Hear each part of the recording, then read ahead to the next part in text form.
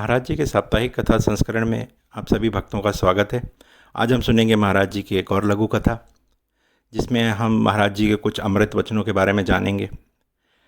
ये कथा इस प्रकार है कि महाराज जी अपने एक भक्त के यहाँ खाने पर जाने वाले थे। महाराज जी ऐसा कई बार करते थे, अपने भक्तों को मौका देते थे उनकी सेवा करने का।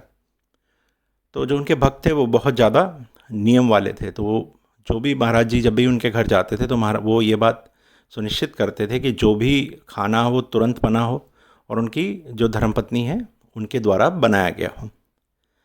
अब होता क्या है कि महाराज जी वहाँ पहुँचते हैं, उनको खाना परोसा जाता है। तो अब होता खाना पर महाराज जी खाना खा रहे होते हैं। अब उनकी जो पत्नी होती है, उन्होंने एक दिन पहले कुछ विशेष व्यंजन बनाया होता है जो महाराज जी को सोचते हुए बनाया था, पर वो ताज़ा नहीं था। अब वो डरते डरते वो जो उन्होंने व्यंजन बनाया था वो महाराज जी की तरफ बढ़ाती हैं। ये बात देखते ही उनके पति बहुत आग बबूला हो जाते हैं कि भाई, मैंने जब कहा हुआ है कि जब महाराज जी आएंगे तो सिर्फ ताज़ा खाना जो है वो दिया जाएगा, तुम ये कल का बना हुआ चीज़ क्यों दे रही हो। इस बात पे महाराज जी क्या करते हैं, महाराज जी कहते हैं, देखो मेरे लिए तो दोनों ही भोजन प्रिय हैं। जो तुमने अभी ताज़ा बनाया खाया वो खाना था एक साधु के लिए, और वो साधु ने उसे ग्रहण कर लिया। और जो ये प्रिय चीज़ तुम्हारी धर्मपत्नी ने मुझे सोचते हुए बनाई थी या मेरे लिए बनाई थी, वो प्यार वर्ष है, तो ये आपका एक प्यार है। और ये कहते हुए महाराज जी ने उसे खा लिया।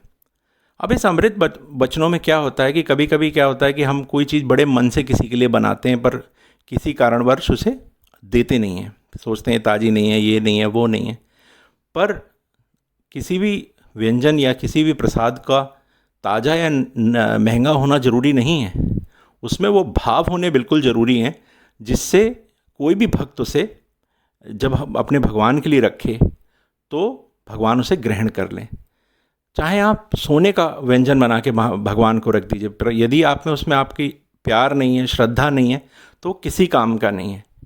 कभी कभी ऐसा भी होता है कि आपके घर में कोई भी चीज़ उपलब्ध नहीं है, पर आपको अपने भगवान को, महाराज जी को भोग लगाना है, तो हो सकता है गुड़ के कुछ दाने, चीनी ही अगर आप रख के अपने उसी भाव से रख दें तो महाराज जी उसे स्वीकार कर लेते हैं।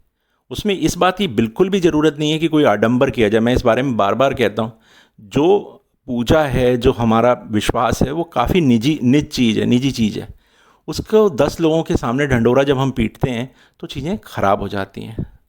तो इसी प्रकार आज महाराज जी की लघु कथा समाप्त होती है। अगले शनिवार फिर आप ध्यान रखिएगा, एक और महाराज जी के जो अमृत वचन की हमने नई सीरीज़ शुरू करी है, उसमें एक और एपिसोड आएगा। आप उसे ज़रूर सुनें। धन्यवाद।